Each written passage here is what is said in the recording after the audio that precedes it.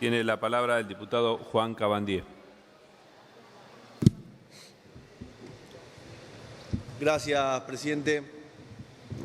Después de esta larga jornada, es importante ir destacando algunos aspectos que hacen una discusión tan importante para la vida de todos los argentinos.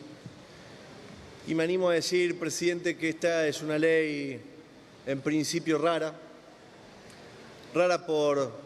porque al mismo tiempo es contradictoria, porque comete avasallamientos de facultades que son propiamente de las provincias en materia electoral, porque deja librado al azar aspectos específicos que tendrían que estar determinados en la articulación de esta ley y son delegados por esa falta de especificidad a la Cámara Nacional Electoral, siendo que los temas electorales son facultad del Parlamento de la Nación Argentina y no de la Justicia ni de la Cámara Nacional Electoral. Pero lo primero que uno analiza cuando hace una lectura general de esta reforma electoral, yo me pregunto sinceramente quién fue el macherano que le dijo al presidente hoy te convertís en héroe, presentando una ley que nos va a introducir en la modernidad. Y ahí quisiera decirle, no sé si fue Adrián Pérez, si fue Durán Barba, si fue Caputo, qué funcionario fue el que le recomendó al presidente que había que introducirse en este sistema electoral para el conjunto de la nación, argumentando cierta modernidad y quizás al mismo tiempo una introducción al primer mundo, como se mencionaba y se decía ya por la década del 90, quiero decirles que, como han expresado otros tantos diputados, el mundo ya ha retrocedido en este sentido. Si los países desarrollados volvieron para atrás, los países más desarrollados, con mayor tecnología, han vuelto para atrás. Incluso uno puede mencionar al primer país que introduce en 1853, que es Australia, la boleta a papel. En el mundo, en las ingenierías electorales, los primeros años, hace varios años ya, varias décadas, se hablaba de la boleta a papel australiana, porque era el modelo que muchos países adoptaron. Es decir, tienen una tradición importantísima en ese sentido. Y hace unos años Australia convocó a una serie de expertos informáticos, politólogos, cientistas sociales, para analizar la pertinencia del sistema de voto electrónico y determinó que no era pertinente hacerlo. También podemos mencionar el fallo de Alemania. Algunos dirán, bueno, pero nosotros introducimos boleta electrónica. Algún diputado de Misiones mencionó que este no es un sistema de boleta un sistema electrónico de votación, sino que es de boleta electrónica.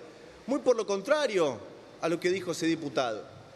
Este es un sistema electrónico que además tiene una boleta electrónica, que esa boleta electrónica per se es más vulnerable. El sistema en sí es vulnerable. Y no es que lo decimos nosotros que nos hemos interiorizado en el último tiempo, porque quizás no tuvimos la suficiente capacidad de darnos cuenta durante el año 2015 cuando se promovió la elección con boleta única electrónica en la Ciudad de Buenos Aires. Nuestra fuerza, quizás nos comimos la curva de esa modernidad que permanentemente anunciaba el Ejecutivo, el Ejecutivo acerca de los beneficios de este sistema. Pero es cierto que hay una de esas fuerzas, la fuerza ECO, que sí tuvo la capacidad de poder darse cuenta y sospechar acerca de este sistema y encaró una auditoría.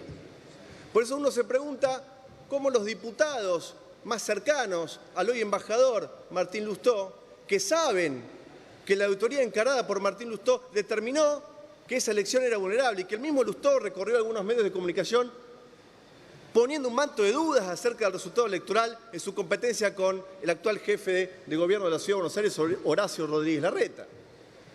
Ahora, es cierto que el Ejecutivo en este sentido ha encarado un proceso comunicacional tratando de decirle al vecino o al ciudadano de a pie, que este sistema iba a ser más ágil, que este sistema le iba a permitir conocer el resultado electoral antes de que ese ciudadano vaya a dormirse ese el domingo a la noche, que este sistema iba a permitir que no haga colas a la hora de ir a emitir su voto, pero es cierto que las introducciones que han plasmado algunos bloques de oposición han establecido que en este formato, que en esta ley que hoy estamos discutiendo, también se realice un conteo manual de los votos emitidos. Entonces uno se pregunta, ¿qué pasa con el argumento de la agilidad?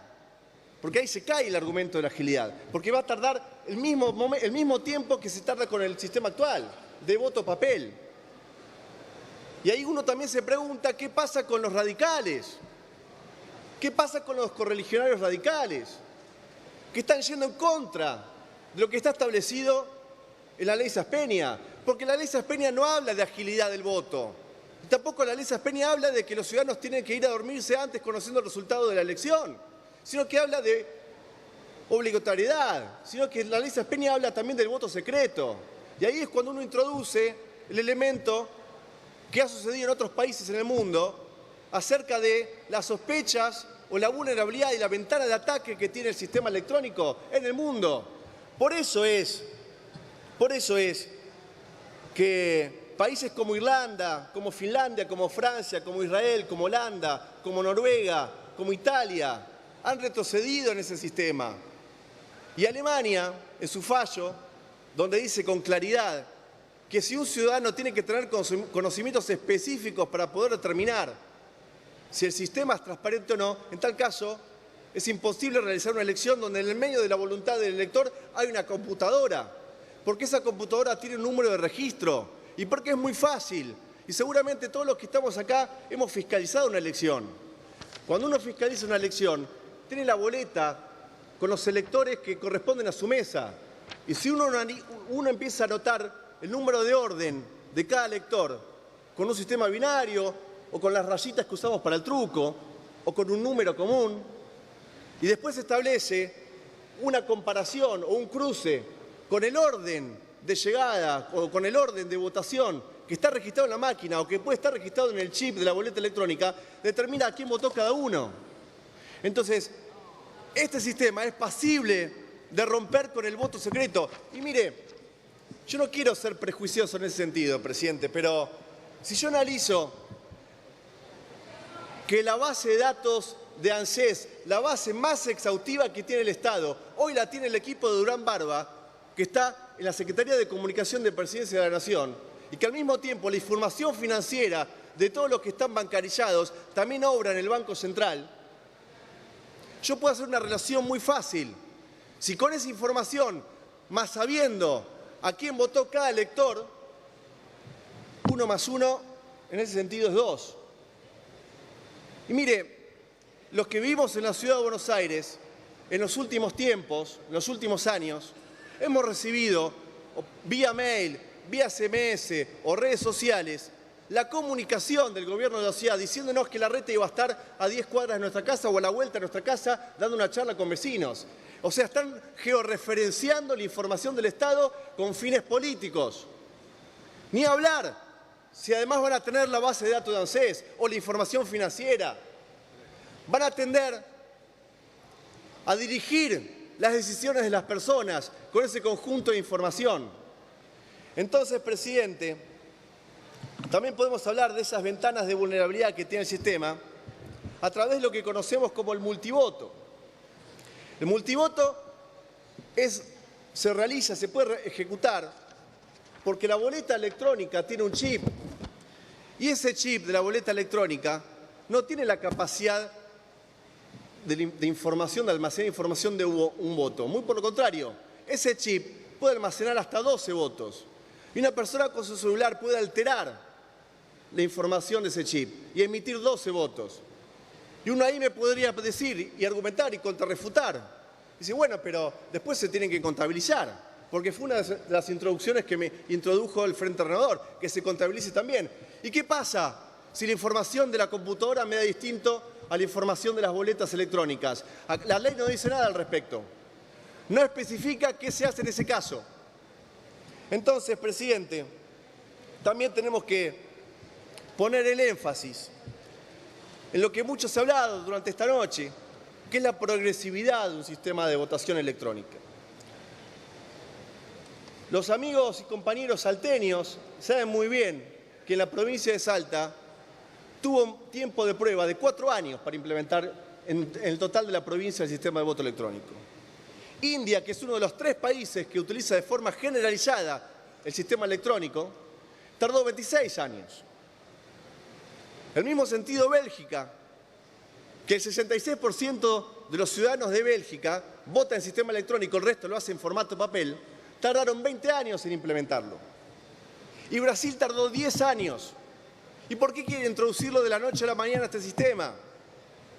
Uno tiene sospechas al respecto. Quizás sea producto de Adrián Pérez, que le dijo: Macri, vos sos un campeón si a partir de ahora implementamos el sistema electrónico. O quizás fue otro Mascherano. Pida silencio, por favor, presidente, a quien no es En este sentido, presidente, yo quiero decirlo con mucha claridad. Nosotros actualmente tenemos un sistema de votación de resguardo de los votos cruzados, porque cada fiscal que representa a cada partido está mirando con sus propios ojos el conteo que hace el presidente. Y están todos los partidos ahí mirando que no suceda nada extraño. Entonces puedo determinar que el mejor sistema de control son las mismas personas. Porque además esta ley no detalla cuáles son las competencias de los auditores informáticos. No establece cuáles son sus funciones o cuál es su protocolo de actuación. No está establecido en esta ley. Entonces, ¿qué puede saber un informático? Simplemente va a mirar. Para eso pongo un ciudadano que no tiene conocimientos informáticos para que mire. Va a tener las mismas funciones que un especialista informático que va a estar ahí mirando y no metiéndose en la máquina. O si hay una vulnerabilidad, o si hay un defecto, o si hay algo que no condice con como tienen que ser las cosas, ¿qué es lo que puede hacer ese ingeniero informático o ese especialista informático? No está establecido en esta ley. Entonces, presidente, quizás para mencionar algo que sí conversamos en la comisión, y se lo preguntamos a Andrés Ibarra, se lo pregunté al diputado Tonelli también, Adrián Pérez también, que está acá presente. A mí me da tengo cierta sospecha de que esta elección o de que esta licitación está dirigida. Yo creo que está dirigida a MCA. A no ser que MCA presente la quiebra en las próximas horas. Me gustaría preguntar si alguno sabe si MCA va a presentar quiebra en las próximas horas. Y si algún organismo del Estado se va a hacer cargo de esa empresa MCA. Me gustaría saberlo. Como también me gustaría que me responda, porque se lo pregunté en la comisión al subsecretario Adrián Pérez, a ver si efectivamente las terminales utilizadas en la Ciudad de Buenos Aires, que son las mismas que están establecidas en esta ley, por tanto infiero que está dirigida la licitación, si esas terminales son impresoras o son computadoras. Porque esas impresoras que Montenegro, el hoy embajador en Uruguay, se la pasó recorriendo canales de televisión el año pasado, diciendo que eran meras impresoras para eliminar cualquier sospecha al respecto de la vulnerabilidad que tienen los sistemas electrónicos, no existe. La ciencia no ha inventado la impresora que pueda por sí mismo emitir una impresión sin información. No existe. No existe. Es más, hay videos que demuestran que esas impresoras que dice el subsecretario acá presente tienen mother, tienen puertos USB. Yo puedo entrar a Facebook, puedo tuitear, puedo googlear. Entonces, eso no es una impresora, es una computadora. En un programa de televisión que se pasó hace pocas horas en Canal 9, el funcionario acá presente volvió a decir que era una impresora. Está mintiendo. Y ahí me pregunto, presidente, si MCA va a ganar la licitación, si MCA va a quebrar, o si realmente va a pasar lo que dice esta nota de Casa Rosada, donde está acá Andrés Ibarra, y dicen que el gobierno argentino firmó un acuerdo de intercambio y cooperación con Corea del Sur. Presidente, ¿quiere saber cómo funciona el sistema electrónico en Corea del Sur? Se lo pregunto. ¿Quiere saber? No va a poder saberlo, No va a poder saberlo ni usted ni ninguno de los que estamos acá. ¿Sabe por qué? Porque Corea del Sur no usa sistema de votación electrónico, utiliza papel. Ahora, yo puedo inferir que los coreanos son excelentes vendedores, pero no son tarados. No utilizan un sistema vulnerable, utilizan el papel. Ahora, también tengo algunas notas donde dicen que en Bélgica hubo enormes problemas con el sistema de votación electrónica. ¿Sabe lo que dijo Bill Gates en noviembre del año pasado? ¿Lo conocen, no, Bill Gates? Bien. Dijo que para lo último Lo conozco. que se debe... ¿Lo conoce? Gracias, Sí. presidente. Para lo último que se debe utilizar informática es para elecciones. Bill Gates lo dijo. ¿Y sabe lo que dijo un informe del FBI hace pocas semanas? Estableció que confirmó un hackeo del sistema electoral en 2 estados, 3 meses antes de la elección que se va a realizar el próximo mes de noviembre en Estados Unidos. El FBI. Entonces también quiero decirle que mientras ustedes suben las penas, porque hay nuevos 8 tipos penales, están declarando que el sistema es vulnerable. Si no, no subirían la pena a los delitos informáticos. Y también quiero decirles que si ustedes suben las penas a los delitos informáticos, les anticipo que en la Ciudad de Buenos Aires hubo intrusiones, 5 intrusiones durante el año pasado. 2 intrusiones de las 5 se realizaron en Estados Unidos. Explíquenme cómo van a hacer para aplicar las generales de la ley a 2 intrusiones que se hicieron desde Estados Unidos. Porque además uno puede realizar intrusiones mediante servidores de Estados Unidos y no necesita estar físicamente en Estados Unidos. Puede estar en cualquier país del mundo para realizar una intrusión. Por eso, presidente, nosotros establecemos o creemos fuertemente que este intento del oficialismo es una disminución de la participación democrática. Acá lo que está en juego es una disminución de la participación democrática, porque no se nos escapa que el proyecto original le quitaba la obligatoriedad a las elecciones PASO, contradiciendo los principios que ustedes dicen declarar o declamar, establecidos en la ley de 1912 de Sáenz Peña. Así que háganse la pregunta, ¿por qué están siendo contradictorios con lo que dicen que están creyendo? Gracias, presidente. Le cedo la palabra al presidente. Gracias, señor diputado.